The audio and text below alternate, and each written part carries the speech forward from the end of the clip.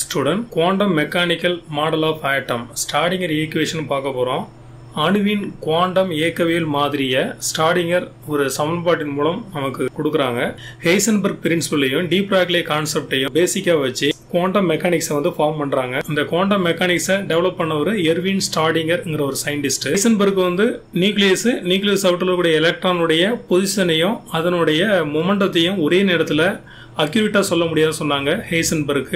டீப்ராக்ல என்ன சொன்னாங்க அப்படின்னா, எலக்ட்ரான் போன்ற ஒரு துகளுக்கு ரெண்டு நேச்சர் இருக்கலாம், ஒன்னு பார்ட்டிகல், இன்னொன்னு வந்து வேவ் நேச்சர் இருக்கலாம் அப்படின்னு சொன்னாங்க.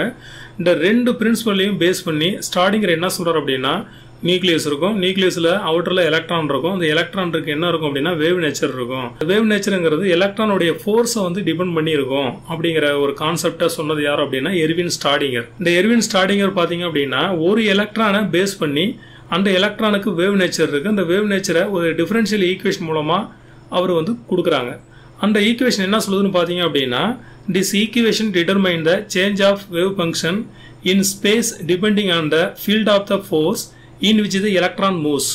அப்படி இருக்கக்கூடிய நியூக்ளியஸ் அவுட்டர்ல இருக்கக்கூடிய எலக்ட்ரானுக்கு வேவ் நேச்சர் இருக்கு, அந்த வேவ் நேச்சர்ல பர்டிகுலர் ஃபோர்ஸ் இருக்கிறதுனால அது மூவ் ஆகுது அப்படிங்கிற கான்செப்டை எர்வின் ஸ்டாடிங்கர் சொல்றாங்க. இந்த ஈக்குவேஷனுங்கிறது டயத்தை வந்து டிபெண்ட் பண்ணாம இருக்கு, அதனால இந்த டைம் இன்டிபெண்டன்ட் ஸ்டாடிங்கர் ஈக்குவேஷன் அப்படிங்கிறாங்க. இந்த டைம் இன்டிபெண்டன்ட் ஸ்டாடிங்கர் ஈக்குவேஷன், நேரத்தை சாராத ஒரு டிஃபரன்ஷியல் ஈக்குவேஷனை ஸ்டாடிங்கர் சொல்றாங்க. Cap H psi equal to E சைங்கிறாங்க. இந்த ஹைட்ரஜன் மேல ஒரு கேப் மாதிரி போட்டுறாங்க பாத்தீங்களா, ஹைட்ரஜன் மேல ஒரு தொப்பி மாதிரி இருக்கு பாத்தீங்களா, இது என்ன சொல்றாங்கன்னா ஹேப்னா தொப்பி. ஹேப் ஹச் சை, இந்த சூளம் மாதிரி ஒரு சிம்பிள் என்ன சொல்றாங்கன்னா சை, பிஎஸ்ஐ சைன்னு சொல்றாங்க. அப்ப ஹேப் H psi equal to E சை. இந்த இடத்துல சைங்கிறது என்ன அப்படின்னா எலக்ட்ரானுடைய வேவ் ஃபங்க்ஷனை குறிக்குது. இந்த ஹேப் ஹச்ங்கிறது எதை குறிக்குது அப்படின்னா ஹேமில்டோனியன் ஆப்ரேட்டரை குறிக்குது. அந்த ஈங்கிறது எலக்ட்ரானுடைய பைண்டிங் எனர்ஜி ஆஃப் த எலக்ட்ரானுடைய பிணைப்பு ஆற்றலை குறிக்குது.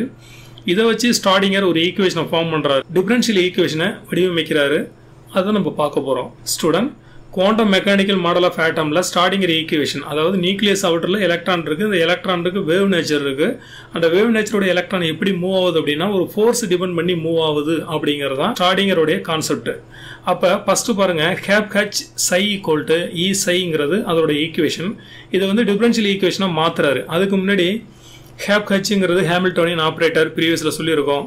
சைங்கிறது என்ன, வேவ் ஃபங்க்ஷன், அதாவது வேவ் ஃபங்க்ஷன்ங்கிறது அலை சார்புங்கிறாங்க. இந்த அலை சார்புங்கிறது எதை பொறுத்து இருக்கு, கோஆர்டினேட்டை பொறுத்து இருக்கு, கோஆர்டினேட் ஆஃப் த பார்ட்டிகல். இந்த கோஆர்டினேட்டை எப்படி சொல்றாங்க அப்படின்னா எக்ஸ் ஒய் இசட். ஏன்னா எலக்ட்ரானுக்கு வேவ் நேச்சர் இருக்கும், அது எல்லா டைரக்ஷன்ல இருக்கும், எக்ஸ் ஒய் இசட் டைரக்ஷன்ல இருக்கும். அதுதான் சை பிராக்கெட்ல எக்ஸ் ஒய் இசட்னு கொடுத்துருக்காங்க. ஈங்கிறது என்ன அப்படின்னா எனர்ஜி ஆஃப் த சிஸ்டம், அந்த டோட்டல் எனர்ஜி. ஒரு எலக்ட்ரானுக்கு தான் ஸ்டாடிங்கர் வந்து அதனுடைய வேவ் நேச்சரை, அதோட எனர்ஜியை வந்து கண்டுபிடிக்கிறாங்க. அதுக்கு இந்த டிஃபரன்ஷியல் ஈக்குவேஷனை ஃபாலோ பண்றாங்க. இப்ப cap H psi equal to E psi equation number 1ன்னு பார்த்தோம். ஹேப் ஹச்சுக்கு ஒரு வேல்யூ கொடுக்குறாங்க. Cap H equal to minus H square divided by 8 pi square M, 8 pi square M பிராக்கெட்ல doe square divided by doe X square plus doe square divided by doe Y square plus doe square divided by doe Z square பிராக்கெட்டை close பண்ணிக்கணும், plus V பிராக்கெட்டை close பண்ணிக்கிறோம். இது வந்து Hamiltonian ஆப்ரேட்டரோட வேல்யூ. Hamiltonian operator value வந்து first ஈக்குவேஷன்ல சப்ஸ்டிட் பண்ண போறோம். எந்த இடத்துல, இந்த ஹேப் ஹச்ங்கிற இடத்துல அதை சப்ஸ்டிட் பண்ண போறோம். பாருங்க, அப்ப சையோட வேல்யூ மாறல, சை இருக்கிற இடம் மாறல, ஈக்குவல் டு இ சை அப்படிதான் இருக்கு. இந்த இடத்துல ஹேப் ஹச்சோட வேல்யூ வந்து அந்த இடத்துல சப்ஸ்டிட் பண்ணிருக்கோம். இப்ப சையை கொண்டு உள்ள வந்து என்ன செய்யறோம், மல்டிபிள் பண்ணலாம். இந்த சைங்கிறது உள்ள போய் மல்டிபிள் பண்ணா என்ன நடக்கும் பாருங்க, doe square psi divided by doe X square. அந்த சையை மல்டிபிள் பண்ணா doe square divided by doe Y square. இந்த சையை இங்கே மல்டிபிள் பண்ணா doe square divided by doe Z square. பாருங்க, ஃபர்ஸ்ட் செகண்ட் தேர்ட் 3க்கு இருக்கு. அப்புறம் இந்த சையை வந்து வியோட மல்டிபிள் பண்ணா V psi equal to E psi அப்படிங்கிறது இந்த ஈக்குவேஷன் ஒன்றை ரீஅரேஞ்ச் பண்ணும்போது வரக்கூடிய ஈக்குவேஷன். இந்த ஈக்குவேஷன் நம்ம என்ன செய்யறோம் அப்படின்னா மறுபடியும் மல்டிபிள் பண்றோம். எதோட மல்டிபிள் பண்றோம், minus 8 pi square M divided by H ஸ்கொயர்டா நம்ம மல்டிபிள் பண்ணும்போது இந்த ஈக்குவேஷனை ரீஅரேஞ்ச் பண்ண முடியும். அது எப்படி பண்ண போறோங்கிறத நம்ம பார்க்க போறோம். இந்த ஈக்குவேஷன் ஒன்றை மல்டிபிள் பண்றது தான் சொல்லியிருந்தோம். Multiple by minus 8 pi square M divided by H square. இதை மல்டிபிள் பண்ணும்போது ஈக்குவேஷனை ரீஅரேஞ்ச் பண்ண முடியும். இப்போ கவனிங்க, மல்டிபிள் பண்ணிருக்கோம் பாருங்க, minus 8 pi square m divided by h square into இந்த இடத்துல மல்டிபிள் பண்ணிருக்கோம் பாருங்க minus 8 by square m divided by h square bracket close பண்ணி equal to e psi into minus 8 by square m divided by h square. ரெண்டு சைடும் equal to left சைடும் multiple பண்ணியிருக்கோம், right சைடும் மல்டிபிள் பண்ணியிருக்கோம். இப்போ என்னெல்லாம் கேன்சல் ஆகும்னு பார்ப்போம். இங்கே கவனிங்க, இந்த h ஸ்கொயர்டும் இந்த h ஸ்கொயர்டும் கேன்சல் ஆகிடும். இந்த 8 பை ஸ்கொயர்டு எம்மும் இந்த 8 பை ஸ்கொயர்டு எம்மும் கேன்சல் ஆகிடும். அப்போ மைனஸ் இன்டு மைனஸ் ப்ளஸ். அப்போ ப்ளஸ்ஸாக இருக்கும்போது இந்த டேம் அப்படியே மட்டும்தான் இந்த இடத்துல வரும். அதுதான் இந்த இடத்துல எழுதியிருக்கும். அப்போ இந்த இடத்துல பாருங்கள், வி சையும் மைனஸும் உள்ளே கொண்டு மல்டிபிள் பண்ணும்போது minus 8 pi square M divided by H square, இந்த வி சை இங்கே இருக்கும் ஈக்குவல் டு மைனஸ், இதை இங்கே மல்டிபிள் பண்ணால் என்ன கிடைக்கும், minus 8 pi square M divided by H square E சைன்னு கிடைக்கும். அடுத்த ஸ்டெப்பை கவனிங்க. ப்ரீவியஸில் என்ன பார்த்தோம் அப்படின்னா, அந்த மல்டிபிள் பண்ணும்போது எல்லாம் கேன்சல் ஆகி இந்த டைம் நம்ம கிடச்சிது. இங்கே பாருங்கள், minus 8 pi square M divided by H square V சைன் இங்கே இருக்குது. இங்கே பார்த்தீங்க அப்படின்னா ரைட் சைடில் ஈக்குவல் டு வந்தாண்ட minus 8 pi square M divided by H square into E சைன் இருக்குது. இப்போ ரெண்டையும் உள்ளே கொண்டுட்டு வரும்போது என்ன நடக்குங்கிறத பார்க்கலாம். கவனிங்க, இந்த minus 8 pi square M divided by H square E சையை உள்ளே கொண்டு வரும்போது மைனஸ் என்ன ஆகும், ப்ளஸ் ஆகும். இந்த டேம் மட்டும் கவனிங்க. இதில் வந்து நம்ம என்ன எடுக்கலாம், இதில் மீதி உள்ள காமன் அப்படியே தான் இருக்குது. இதில் வந்து நம்ம என்ன தனியாக வெளியில் எடுக்கலாம் பார்த்தீங்க அப்படின்னா 8 pi square M divided by H square சையை மட்டும் வெளியில் எடுக்கலாம். அப்படி எடுத்தோன்னா பாருங்கள், 8 pi square M divided by H square சையை வெளியில் எடுத்துட்டோம். உள்ளே என்ன இருக்கும், இ வந்து பாசிட்டிவ் சார்ஜாக இருக்கும், வி வந்து மைனஸில் இருக்கும். அப்போ என்ன எழுதலாம், இ மைனஸ் வி. அப்போ இந்த ஈக்குவேஷன் எப்படி எழுதலாம் அப்படின்னா, doe square psi divided by doe X square plus doe Y square psi divided by doe Y square plus doe square psi divided by doe Z square plus 8 pi square M divided by H square ப்ராக்கெட்டில் E minus V psi equal to 0ன்னு final equation எழுதலாம். இப்படி எழுதுறது பார்த்தீங்க அப்படின்னா ஸ்டார்டிங்கர் equation. இது எப்படி எழுதுறோங்கிறத புரியல அப்படின்னா மறுபடியும் இந்த வீடியோவை பாருங்கள், உங்களுக்கு புரியும். குவாண்டம் மெக்கானிக்கல் மாடல் ஆஃப் ஆட்டத்தில் ஸ்டார்டிங்கர் என்ன சொல்கிறார் அப்படின்னா, இந்த ஈக்குவேஷனை எதுக்கு பயன்படுத்தலாம், எதுக்கு பயன்படுத்த முடியாது அப்படிங்கிற மாதிரி ஒரு லிமிட்டேஷன் சொல்கிறாங்க. பாருங்கள், இந்த above Schrodinger wave equation does not contain time as a variable. டயத்தை வச்சு இந்த ஈக்குவேஷன் நம்ம எழுதலை, டைம் இல்லாமல் இந்த ஈக்குவேஷன் நம்ம எழுதியிருக்கோம் அப்படிங்கிறாங்க. Is refer to as time independent Schrodinger wave equation. அப்போ டயத்தை வச்சு இந்த ஈக்குவேஷன் நம்ம எழுதாதனால இந்த ஈக்குவேஷன் பேர் time independent Schrodinger wave equation அப்படிங்கிற மாதிரி சொல்கிறாங்க.